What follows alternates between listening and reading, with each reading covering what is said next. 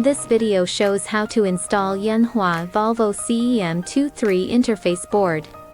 This interface board supports 2023 and 2024 link and CO01, 03, 09, etc.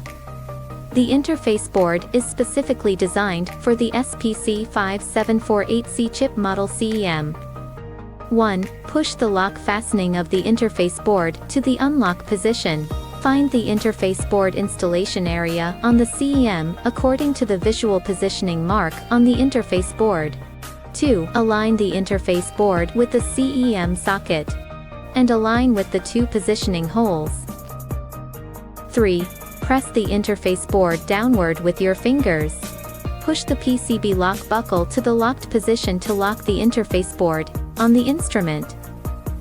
Yanhua VOLVO-CEM interface board has the advantages of compact size, precise pin positioning, easy installation, pin connection is firm and stable, not easy to loosen, and safer data reading and writing. Thank you for watching.